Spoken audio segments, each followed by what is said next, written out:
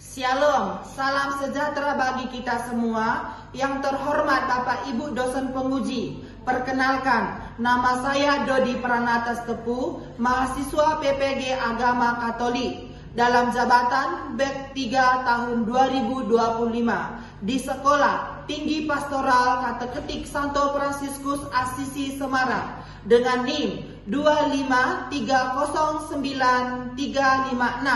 Pada hari ini saya akan melaksanakan video pembelajaran di SMKS Harapan Utama kelas 11 dengan materi peran hierarki dalam Gereja Katolik. Selamat menyaksikan.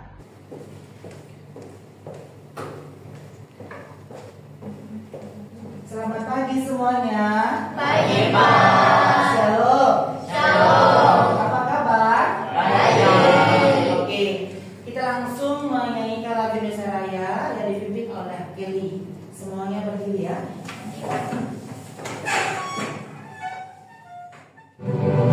Indonesia kebangsaanku, bangsa dan tanah airku. Marilah kita berseru, Indonesia bersatu. Hiduplah tanahku, hiduplah negeriku, bangsaku, rakyatku semuanya. Bangunlah jiwanya, bangunlah badannya untuk Indonesia Raya.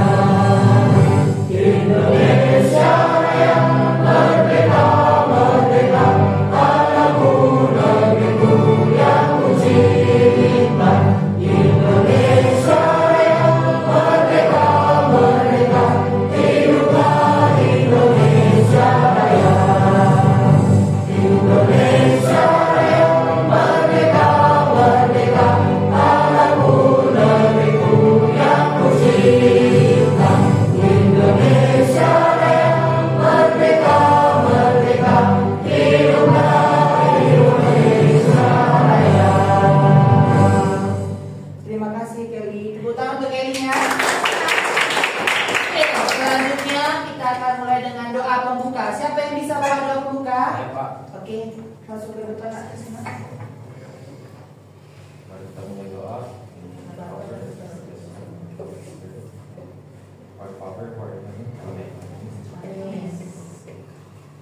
Oke, terima kasih anak ya.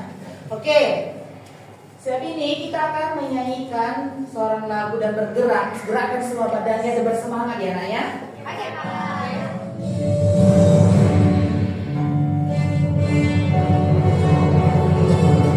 Saya bukan pasukan berjalan, pasukan berkuda, pasukan menembak.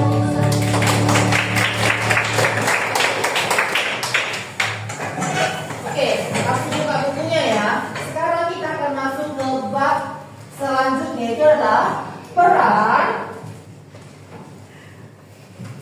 hierarki di dalam Gereja Katolik. Oke, di sini nanti kita akan membahas tentang tujuan pembelajaran. Apa sih tujuan pembelajaran dari tema kita, peran hierarki di dalam Gereja Katolik? Yang pertama, siswa mampu menjelaskan struktur hierarki dalam Gereja Katolik meliputi paus, para uskup, imam, dan diakon. Itu yang pertama, oke? Masuk yang kedua, mampu menguraikan tugas dan tanggung jawab masing-masing hierarki dalam memimpin, mengajar, dan memutuskan umat Allah. Siapa yang ingat pelajaran yang minggu lalu? Apa yang kamu ketahui tentang gereja? Ya, Pak. Oke, kamu? Gereja itu adalah persatuan orang yang beriman. Heeh. Karena mereka dipanggil untuk belajar mengenai imannya. Itu maksudnya. Oke, terus? Dalam iman Katolik, gereja itu bukan sekedar tempat, tapi itu adalah sumber kehidupan. Oke, tepuk tangannya. Next, siapa lagi? Ya, Pak. Jadi banyak orang mengartikan bahwa gereja itu hanyalah gedung tempat umat berkumpul dan beribadah. Sejatinya gereja itu umat Allah itu sendiri, atau orang-orang yang sudah percaya kepada Kristus. Bangunan gereja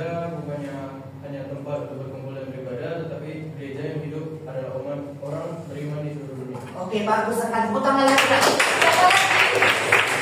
Satu lagi, ayo. Gereja itu didirikan oleh Yesus Kristus. Yesus mendirikan gereja agar karya penyelamatannya terus berlanjut. Ia memilih para rasul sebagai dasar dan pemimpin umat gereja. Oke, tepuk tangan. Oke, itu yang pertama. Yang kedua, apa yang kamu ketahui tentang sifat-sifat? Ada 4 ya. Apa aja satu? Oke. Gereja itu kudus. Oke, next. Gereja itu satu. Next. Saya Pak, gereja itu universal. Next. Saya Pak, gereja itu apostolik. Oke. Sebelum kita melanjutkan materi kita, Bapak absen dulu ya. Angel. Hadir Pak. Oke, Kelly. Hadir Pak. Napi. Hadir Pak. Aaron. Hadir Pak. Jose. Hadir Pak. Galang. Tristan. Hadir Pak. Javier. Hadir Pak. Fernando Gabriel. Kevin. Hadir Pak. Or. Herlina. Wendia. Hadir Pak. Ada yang belum saya panggil namanya? Oke, next. Udah selesai Pak absen. Kita next selanjutnya. Oke. Saya akan di sini ada pertanyaan sebelum memulai pelajaran kita. Itu ada 2. Oke. Coba kamu jelaskan tentang kepemimpinan gereja Katolik. Ayo, pikirkan dulu. Siapa bisa menjawab? Saya Pak. Oke. Apa jawabannya, Bang? Gereja Katolik pada dasarnya pemimpinnya untuk melayani umat Allah agar semakin dekat dengan Tuhan. Oke, tepuk tangan. Yang kedua, coba kamu sebutkan tugas-tugas pemimpin gereja. Ada yang tahu? Ada yang tahu? Nggak tahu ya? Saya Pak. Oke, Kelly. Tugas imam. Oh, tugas imam. Next. Tugas uskup. Oke, next. Tugas paus. Oke, next. Oke, itu aja ya. Oke, kita akan merangkul ataupun mencari tentang materi yang satu ini. Pengertian hierarki. Apa itu pengertian hierarki, Pak?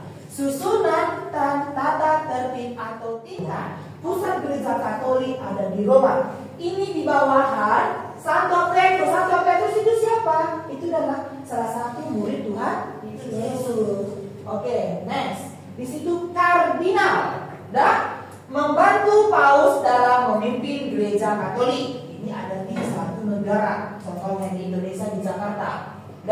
Inilah yang membantu paus untuk menyebarkan firman Allah kepada umatnya. Oke, di sini jelas belum tentang kardinal. Jelas. Oke, next kita masuk ke uskup. Ini yang Bapak bilang tadi di suatu daerah. Uskup adalah penerus para rasul dan memimpin gereja di tingkat diocesan atau wilayah tertentu. Paus mengutuslah seorang imam. Imam. Imam adalah rekan kerja uskup dalam pelayanan pastoral di paroki-paroki atau komunitas-komunitas tertentu. Inilah yang tadi bawahnya diakon. Diakon adalah tingkat hierarki yang lebih rendah dari imam. Inilah fungsinya itu. Kepemimpinan. Hierarki memiliki penting dalam memilih dan membimbing umat iman Katolik. Dan terus membina rohani. Orang yang tadi membina rohani kita. Oke? Yang ketiga, pelayanan. Orang ini adalah pelayan, tapi bukan pelayan. Pelayan, ya. Orang ini adalah pelayan kita, tapi pelayannya bukan dalam untuk mengambil nasib kita, bukan, tapi dalam pelayan untuk iman. Oke? Next, kesatuan. Oke? Selanjutnya, Bapak di sini nanti pembagian kelompok. Karena Bapak sudah terangkan, ini nanti saya suruh kalian menonton video sebelum Bapak bagi kelompok.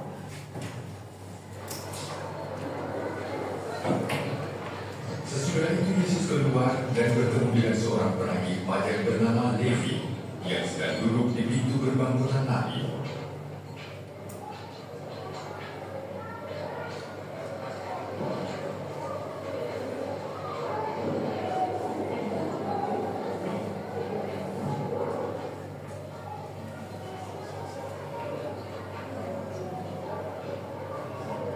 Ikutlah.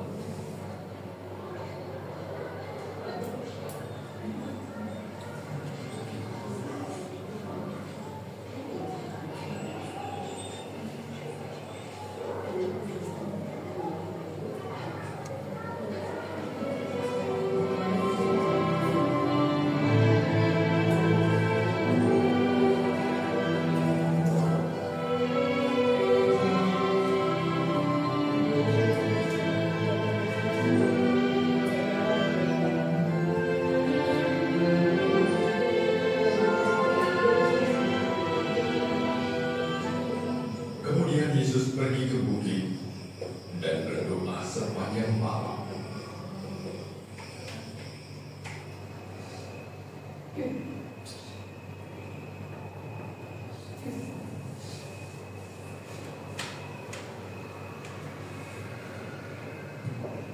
Ketika hari siang, ia memilih 12 orang yang disebut rasul.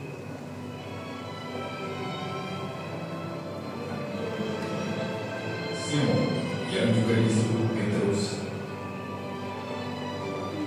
dan Andreas, saudaranya,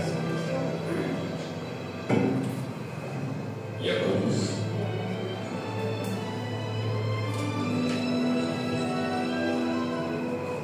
Yohanes,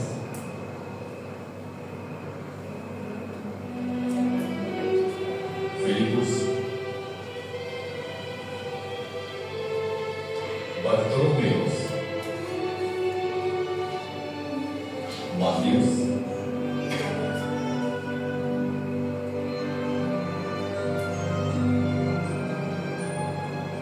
Thomas, Yakobus anak Alfius, Simon dari golongan Selot, Judas saudara Yakobus, dan Yudas Iskariot yang mengkhianatinya.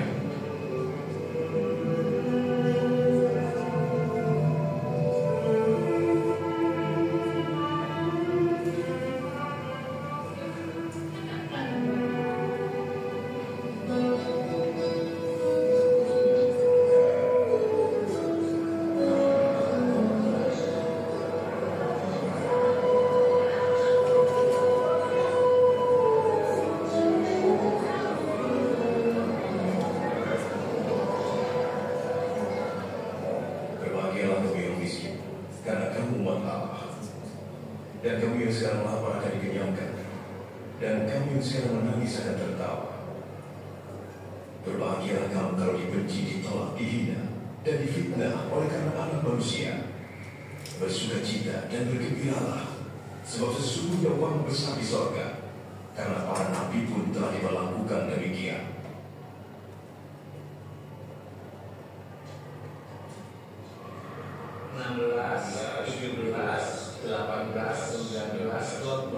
Sudah habis. Apa sudah habis? Celakalah kamu yang kaya, sebab kamu telah menikmatinya.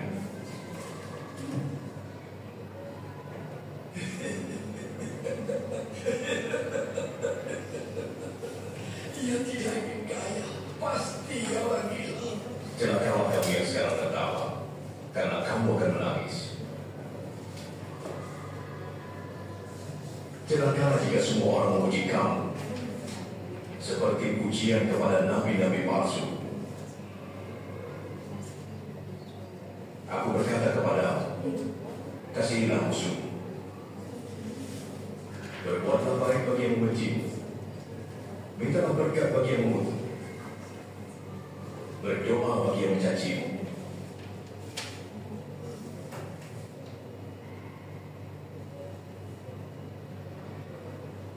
Kalau pipi dirimu ditampar, berikan juga pipi kanan.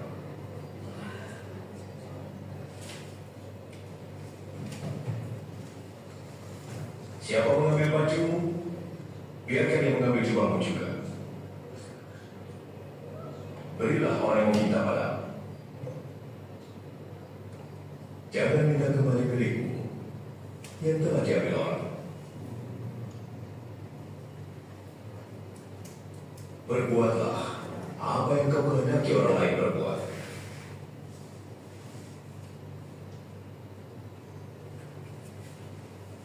Kalau hanya mengasihi orang yang mengasihi kamu, apakah jasamu?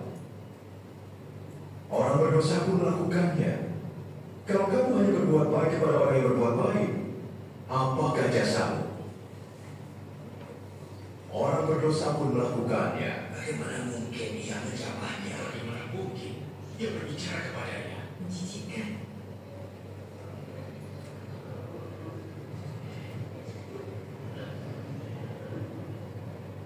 Tidak. Kasihilah musuhmu. Berbuat baiklah. Beri pinjaman, jangan mengharapkan kembali. Maka upahmu besar di surga. Kamu akan menjadi anak-anak Allah. Ia baik kepada mereka yang jahat. Murah hatilah, seperti Bapamu di surga. Selamatkan kami, Yesus. Jangan menghakimi agar kamu tidak dihakimi. Janganlah menghukum, supaya tidak dihukum. Ampunilah, dan kamu akan diampuni. Pimpin kami di jalan-Mu, Tuhan. Berilah, dan kamu akan diberi. Sebab ukuran yang kamu pakai akan dipakai untukmu. Orang buta tak dapat menuntun orang buta, sebab keduanya akan jatuh keluar.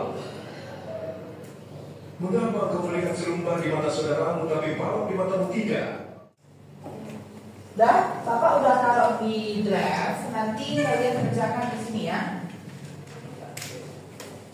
Bapak ini ya, Bapak ini Bapaknya, kerjakan langsung di sini.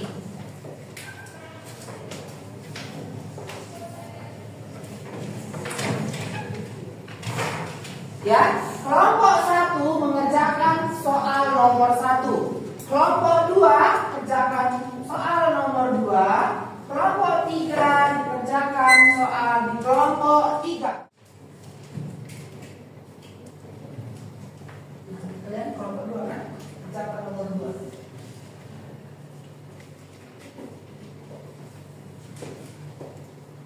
Bisa kan? Bisa, Pak. Kalau ada pertanyaan langsung ditanya ya, angkat tangannya. Ya, Pak.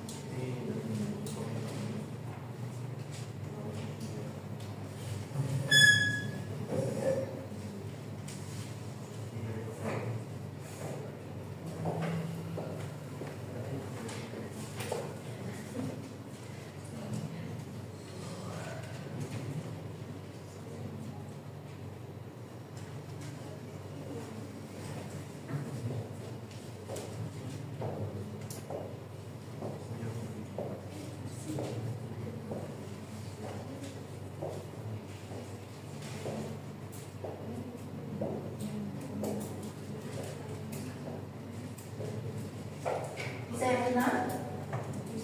Bisa kan?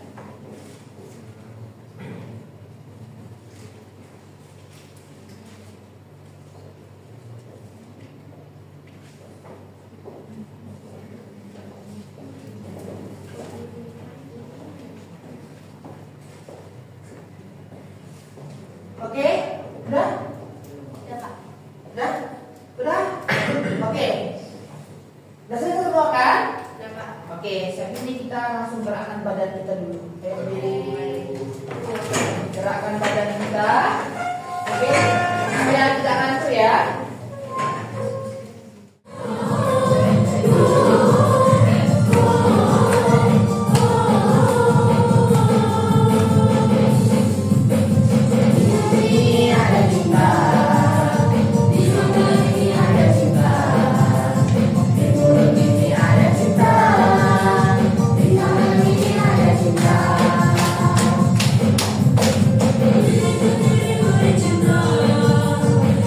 Cinta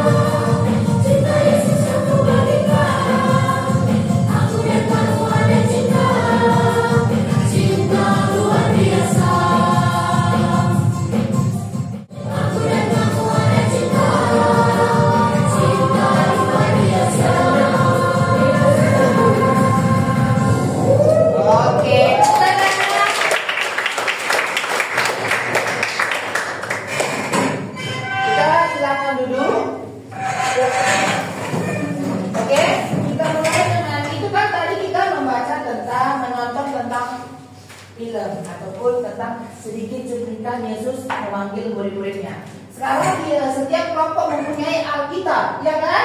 Iya, Pak. Sekarang kalian buka di Yohanes 21 ayat 15 sampai 19.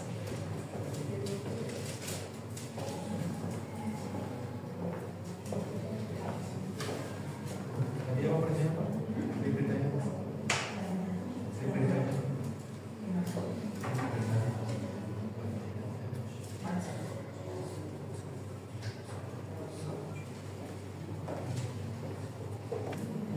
Oke, sudah? Udah, Pak. Oke, ini kan langsung masuk ke kelompok, presentasi kelompok ya. Oke, Pak. Oke, setiap kelompok harus sedia satu pertanyaan. Oke, satu pertanyaan. Ayo masuk kelompok 1 depan semuanya. Bacakan apa hasil diskusimu. Jadi hari ini kita akan mempresentasikan hasil diskusi kita berdasarkan materi hari ini yang kita pelajari. Dan sebelum itu kami akan memperkenalkan diri kami. Saya Gazi Putri Ananta. Saya Krista. Dan dalam dan saya Jankia. Yesus memilih keluarga rasul setelah berdoa semalam kepada Allah. Pemilihan ini menunjukkan bahwa panggilan hierarki dalam kerja rasul dari perintah Allah. Dengan Yesus sebagai sumber otoritas yang menunjuk para nabi. 3. Pemberian misi dan otoritas. Yesus tidak hanya memanggil tetapi juga memberikan otoritas kepada para murid untuk mewartakan kerajaan Allah, menyembuhkan dan mengusir roh jahat. Matius 10 ayat 1 sampai 8. Ini menjadi dasar peran hierarki gereja di mana para rasul dan penerusnya atau uskup diberi tugas untuk melayani dan memimpin umat. Lanjut untuk nomor 4, yaitu pemanggilan lembaga pertobatan dan transformasi. Itu artinya dalam beberapa murid seperti Matius si pemungut cukai yang sudah ditanam tadi, tertulis di Matius 9 ayat 9, yaitu dipanggil dari kehidupan berdosa. Lalu Yesus mengubah hidupnya dengan dia mengatakan ikutlah aku, menunjukkan bahwa panggilannya bersifat inklusif, yaitu untuk dirinya sendiri dan bertujuan untuk membangun orang lain di dalam dirinya sendiri. Kiranya sekian presentasi dari kami. Apakah ada pertanyaan? Ada pertanyaan dari kelompok yang lain? Siapa? Ya, silakan Pak Seh. Ayo, Mas.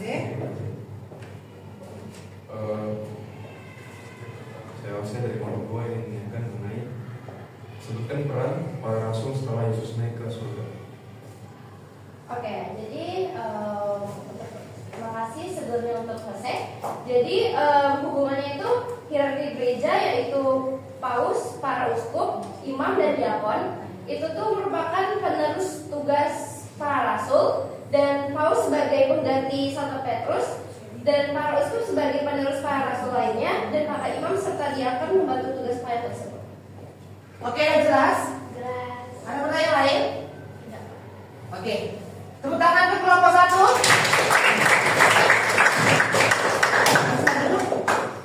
Di sini Bapak akan mesimpulkan semua pelajaran kita hari ini dan videonya. Oke? Saya jelaskan dulu sedikit tentang video tadi. Di video tadi itu tentang apa? Memanggil muridnya. Yesus memanggil murid-muridnya. Apa tujuan Yesus memanggil murid-muridnya? Yang pertama, menyebarkan firman Allah. Ya enggak? Yang kedua, membimbing orang yang sudah berdosa. Oke, inilah yang dimaksud dengan hierarki di gereja Katolik. Dari itulah pertama tadi Yesus itu memilih murid-muridnya ke-12 untuk menyebarkan firman atau mewartakan kabar berita Yesus. Siapa itu? Pada zaman sekarang itu yang dimaksud dengan tadi paus, kardinal, uskup, imam, dan diakon. Oke, inilah kesimpulan kita pada pelajaran hari ini.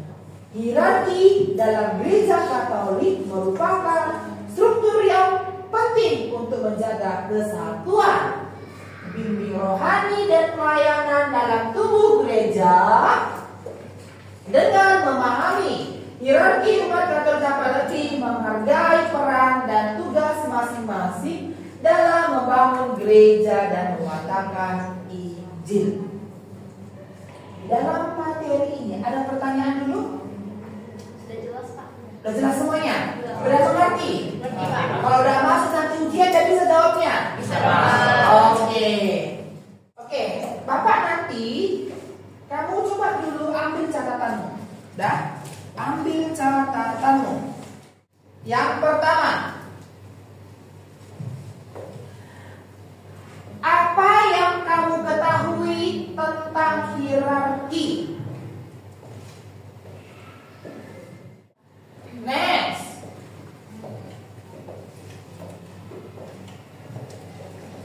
Coba kamu sebutkan 5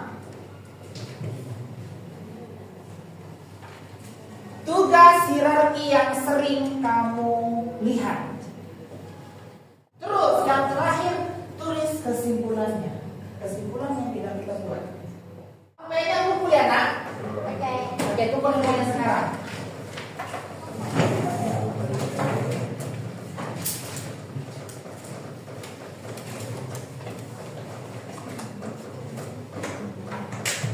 Dah? Doa penutup galang. Oke, langsung ke depan galang. Semua berdiri. Oke, ini doa penutup. Semua bergerak supaya untuk jam pelajaran selanjutnya semangat semua. Oke? Siap, Pak.